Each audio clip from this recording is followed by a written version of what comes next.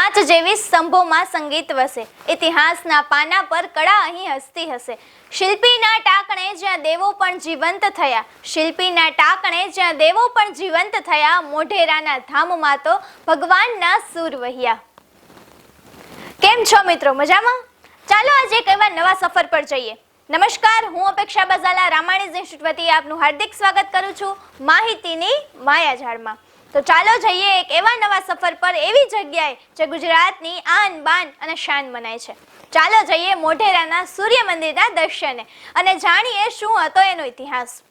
મિત્રો, મોઢેરાનું સૂર્ય મંદિર એ માત્ર પથ્થરોનું બાંધકામ નથી, પણ ગુજરાતના સુવર્ણકાળની અને સોલંકી વંશના વૈભવની જીવતી જાગતી સાક્ષી છે. મહેસાણા જિલ્લામાં પુષ્પવતી નદીના કિનારે આવેલું આ મંદિર તેના સ્થાપત્ય અને ખગોળીય ચોકસાઈ માટે વિશ્વભરમાં પ્રખ્યાત છે. આ મંદિરનું નિર્માણ ઈસવીસન 1026-27માં સોલંકી વંશના રાજા ભીમદેવ પ્રથમ દ્વારા કરવામાં આવ્યું હતું. મંદિરના મુખ્ય 3 ભાગો છે. પહેલું ગર્ભગૃહ, જેને ગુઢ મંડપ પણ કહેવાય છે, ત્યાં સૂર્યદેવની મૂર્તિ બિરાજમાન હતી. ત્યારબાદ બીજું સભા મંડપ, જ્યાં ધાર્મિક સભાઓ અને નૃત્ય માટેનો ભવ્ય હોલ, જેમાં 52 કોતરેલા સ્તંભો છે. દરેક સ્તંભ પર રામાયણ, મહાભારત અને શ્રી કૃષ્ણની લીલાઓના પ્રસંગો કંડારેલા છે. ત્રીજું છે સૂર્યકુંડ, જેને રામકુંડ પણ કહેવાય છે. તે મંદિરની સામે આવેલું વિશાળ લંબચોરસ જળાશય. તેમાં ઉતરવા માટે ચારે બાજુ સુંદર પગથિયા છે. આ પગથિયાની વચ્ચે કુલ 108 નાના મંદિરો આવેલા છે, જે હિન્દુ ધર્મમાં પવિત્ર મનાતી સંખ્યા છે. રાત્રિના સમયે જ્યારે અહીં દીવા પ્રગટાવવામાં આવે છે, ત્યારે તેનું પ્રતિબિંબ પાણીમાં અદ્ભુત દ્રશ્ય સર્જે છે. નથી આ કેવળ પથ્થર, આ તો શિલ્પીનું વરદાન છે. ગુજરાતની ધરતીનું આ ઝળહળતું સન્માન છે. સૂરજની પહેલી કિરણ જ્યાં શીશ નમાવવા આવે, એવા મોઢેરાના ધામને આખું વિશ્વ ગાવે અને ભાવે. મિત્રો, આ મંદિરની સૌથી મોટી વિશેષતા તેની ખગોળીય ચોકસાઈ છે. સોલંકી કાળના સ્થાપત્યો વિજ્ઞાનના કેટલા જ્ઞાતા હશે તેનું અંદાજ આના પરથી આવે છે. આ મંદિર બરાબર કર્કવૃત્ત પર આવેલું છે.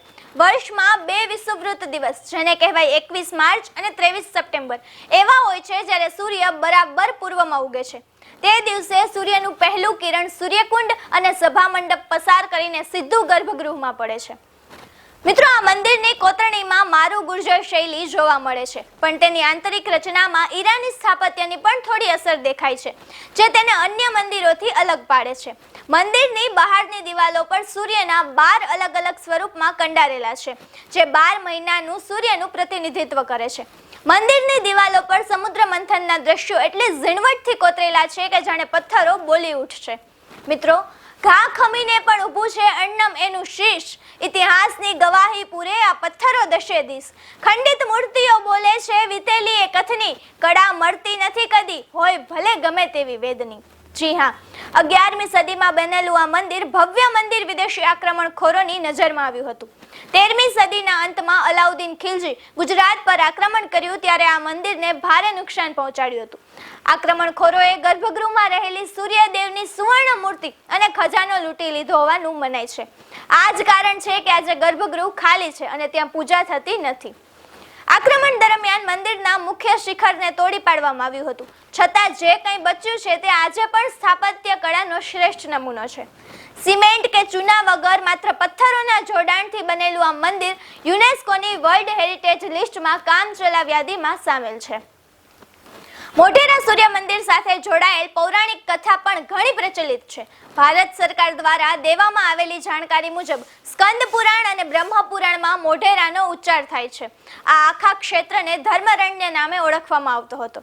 સ્કંદ પુરાણ અનુસાર જ્યારે શ્રી રામ રાવણને મારીને પાછા ફરતા હતા, ત્યારે મુનિ વશિષ્ઠ પાસે એવી જગ્યા માટે પૂછ્યું હતું કે જ્યાં બ્રહ્મ હત્યા પાપમાંથી મુક્ત થઈ શકે. ત્યારે મુનિ વશિષ્ઠે તેમણે ધર્મરણ્યનો માર્ગ બતાવ્યો હતો.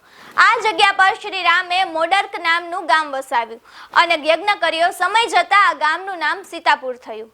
હાલમાં મોઢેરા સૂર્ય મંદિરના સંરક્ષણની જવાબદારી ભારતીય પુરાતત્વ વિભાગ પાસે છે. તો આવું છે આપણું મોઢેરાનું સૂર્ય મંદિર. જો તમે ગયા છો તો તમારો અનુભવ અને તમે શું જાણ્યું તે જરૂર કહેજો, અને જો નથી ગયા તો જવાનું ભૂલતા નહીં. ચાલો ફરી મળીશું માહિતીની માયાજાળમાં એક નવા ટોપિક સાથે. જય હિન્દ, જય ભારત, જય જય ગરવી ગુજરાત.